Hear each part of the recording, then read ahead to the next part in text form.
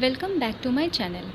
আমাদের বিষ্ণুপুর ট্রিপের পার্ট 1-এ তোমরা দেখেছো আমাদের রোড জার্নি, আর আমরা যেখানে স্টে করেছি সেই ক্যাম্পের ডিটেলও আমি শেয়ার করেছি। আগের ভিডিওতে লাঞ্চ সেরে আমরা বেরিয়ে পড়েছিলাম এখানকার ঐতিহাসিক স্থান দর্শনে। তার মধ্যে প্রথমেই আমরা চলে গিয়েছিলাম বিষ্ণুপুর এয়ারবেসে, যার ইতিহাস দ্বিতীয় বিশ্বযুদ্ধের সাথে জড়িত, যা আমি আগেই বলেছিলাম। তাহলে এখন সেই ইতিহাস সম্পর্কে একটু জানা যাক।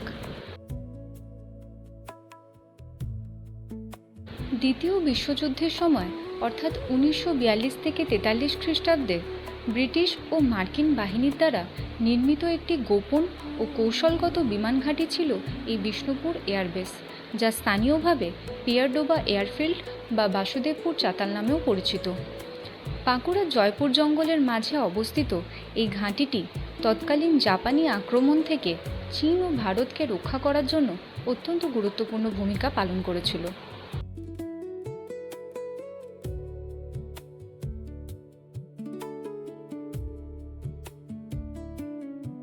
মার্কিন যুক্তরাষ্ট্রের দশম এবং চতুর্দশ বিমান বাহিনী অর্থাৎ 10th এবং 14th এয়ারফোর্স এই বিমানবন্দর ব্যবহার করতেন।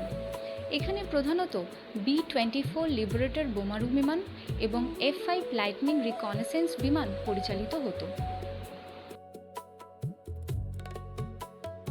দ্বিতীয় বিশ্বযুদ্ধের পর এই বিমান ঘাঁটিটি পরিত্যক্ত হয়ে যায়, তবে এর প্রায় 1.7 কিলোমিটার দীর্ঘ এই মূল কংক্রিটের রানওয়েটি এখনও জয়পুর জঙ্গলের ভেতর টিকে আছে এবং বর্তমানে জায়গাটি ঐতিহাসিক গুরুত্বের পাশাপাশি স্থানীয় ও পরিযায়ী পাখিদের আবাসস্থল হিসেবে পরিচিত।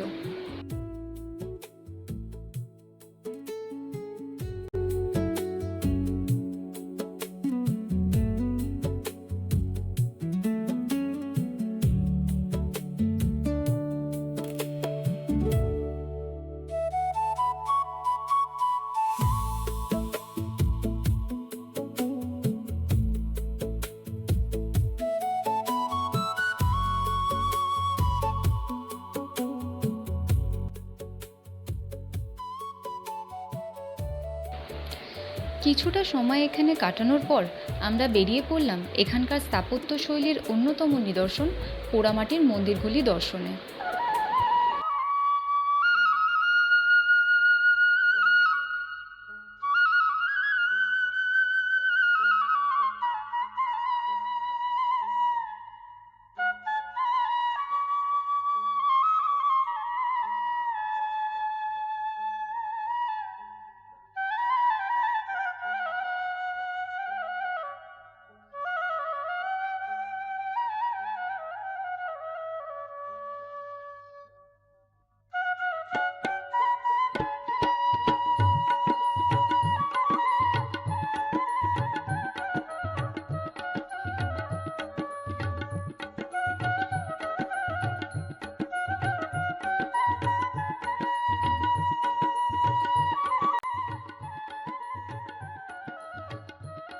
প্রাকৃতিক সৌন্দর্যে মোড়া এই গ্রাম বাংলার রাস্তা ধরে আমরা প্রথমেই চলে গেলাম বিখ্যাত রাসমঞ্চ দেখতে। এখানে একটা টিকিট কেটেই তোমরা 3টে মন্দির দর্শন করতে পারবে।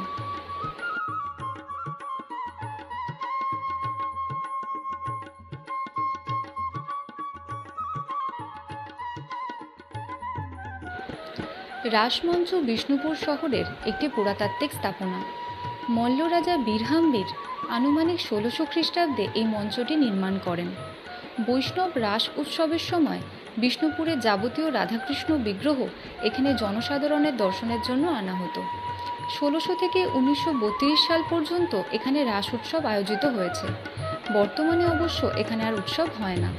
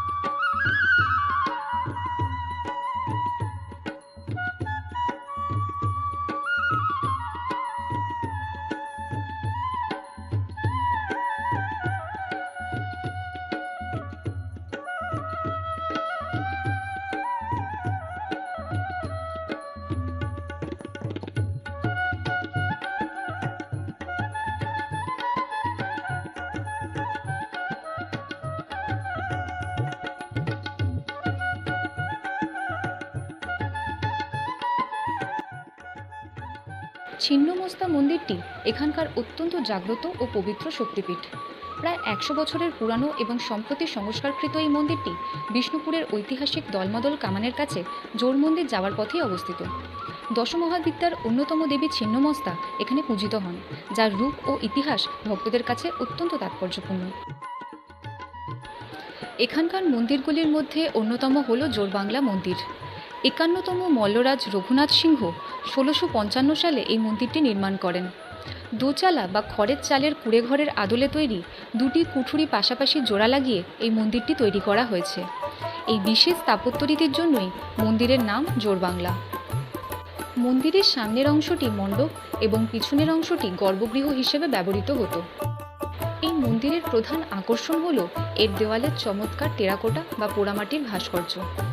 মন্দিরের বাইরের দেওয়ালে রামায়ণ, মহাভারত, কৃষ্ণলীলা এবং বিভিন্ন পৌরাণিক কাহিনীর দৃশ্য অত্যন্ত নিখুঁতভাবে ফুটিয়ে তোলা হয়েছে। 1658 সালে মল্লরাজ বীরসিংহ লালজি মন্দিরটি নির্মাণ করেন এবং 1758 খ্রিস্টাব্দে মল্লরাজ চৈতন্য সিংহ এই রাধাশ্যাম মন্দিরটি নির্মাণ করেছিলেন। এটি ছিল মল্ল রাজাদের দ্বারা নির্মিত শেষ বড় মন্দির। রাজবংশের আর্থিক অবস্থা ও রাজনৈতিক পরিস্থিতি শোচনীয় থাকা সত্ত্বেও শ্রীকৃষ্ণের প্রতি অগাধ ভক্তি থেকেই তিনি মন্দিরটি নির্মাণ করেছিলেন। 17শো শতাব্দীর দ্বিতীয়ার্ধে মল্ল রাজা বীরসিংহদেব মল্লভূম রাজ্যের রাজধানী বিষ্ণুপুরের নিরাপত্তার জন্য এই গেটটি নির্মাণ করেন। এটি মূলত শহরের উত্তর দিকের প্রবেশদ্বার ছিল। গেটের দুই পাশে দোতলা গ্যালারি বা সৈন্যশালা রয়েছে, যেখান থেকে অতীতে সৈন্যরা পাহারার কাজ চালাতেন। মূল দুর্গের প্রায় সমস্ত অংশ কালের নিয়মে ধ্বংস হয়ে গেলেও এই বড় পাথর দরজা আজও টিকে রয়েছে এবং পর্যটকদের আকর্ষণের কেন্দ্রবিন্দু হিসেবে দাঁড়িয়ে আছে।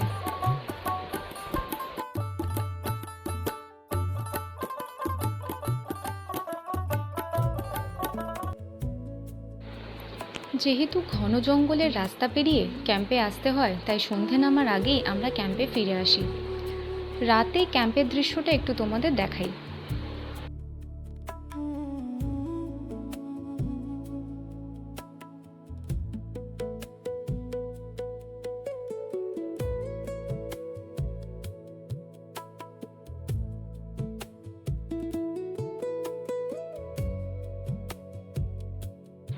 যেমনটা তোমাদের আগে বলেছিলাম, ইভিনিং স্ন্যাক্সটা কমপ্লিমেন্টারি ছিল, তবে চিকেন পকোড়াটা আমরা আলাদা অর্ডার করেছি, এটা কমপ্লিমেন্টারি ছিল না। নিস্তব্ধ সন্ধ্যেবেলায় ঝিঝির ডাক শুনতে শুনতে ইভিনিং স্ন্যাক্সের স্বাদ উপভোগ করলাম।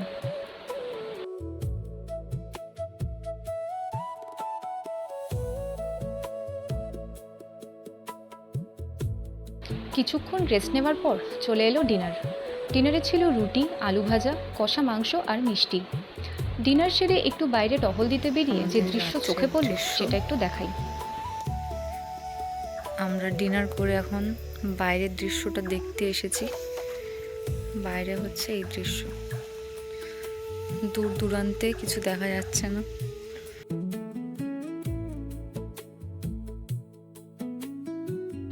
নেক্সট ডে মর্নিং স্টার্ট হলো একটা সুন্দর ব্রেকফাস্ট দিয়ে। প্রত্যেকটা খাবার কিন্তু খুব টেস্টি আর ঘরোয়া ছিল। এখানে যিনি কেয়ারটেকার ছিলেন ওনার ব্যবহারও খুব ভালো। আর এই ক্যাম্প আরও অনেক জায়গায় অ্যাভেলেবেল আছে, তোমরা একটু সার্চ করে দেখে নিতে পারো।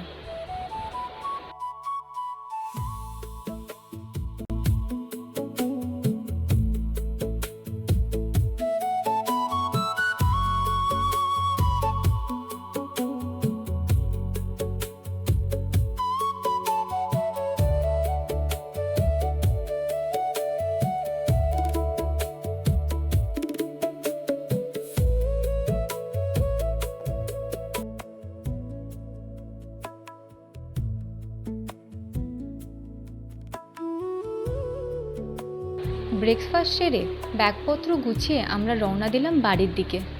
তবে আগের দিন আমাদের একটা মন্দির মিস হয়ে গেছিল, তাই ভাবলাম যাওয়ার আগে এই মন্দিরটা দর্শন করেই যাই। তবে এই যাওয়ার রাস্তাতেই সাক্ষাৎ দেখা গেল শেয়াল। আমিও প্রথমে বুঝতে পারিনি এটা শেয়াল ছিল, কিন্তু যখন দূর থেকে আমাদের দেখেও জঙ্গলে ঢুকে গেল তখন সাইড ফেস দেখে বুঝলাম।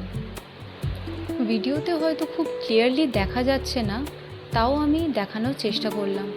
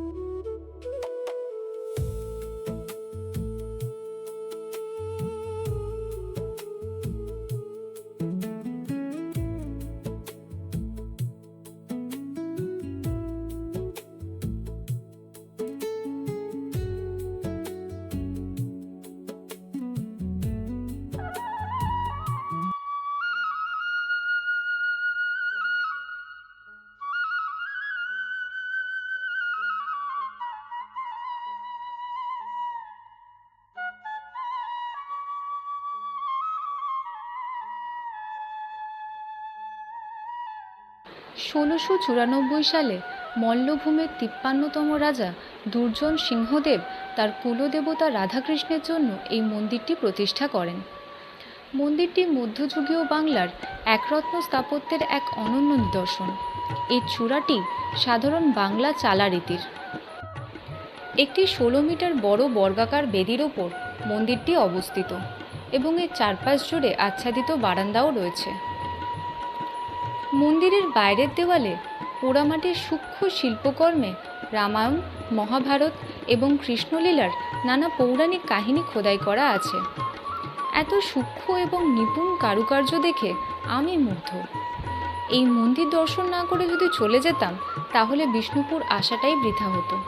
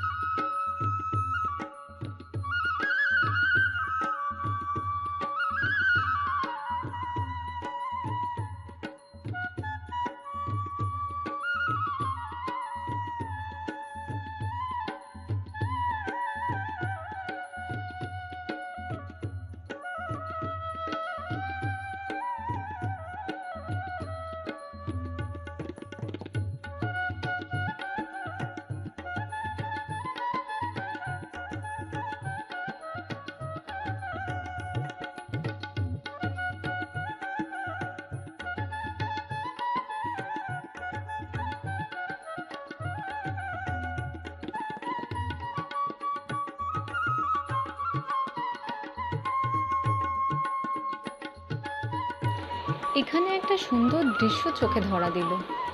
গাছে পাতা না দেখা গেলেও দেখা গেল অসংখ্য টিয়া পাখির আনাগোনা।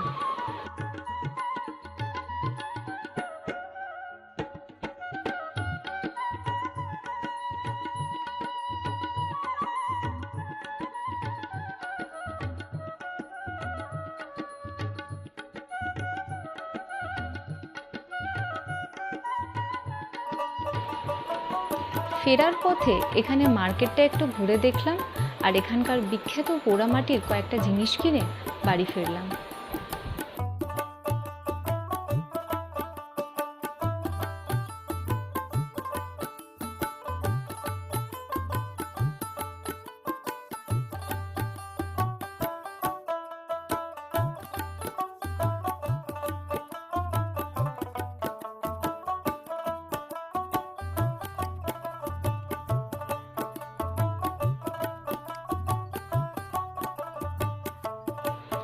ভিডিওটা ভালো লেগে থাকলে অবশ্যই লাইক, কমেন্ট আর শেয়ার করো। আর হ্যাঁ, তোমরা যদি নতুন আমার চ্যানেলে আসো তাহলে অবশ্যই চ্যানেলটা সাবস্ক্রাইব করতে ভুলো না। Thanks for watching.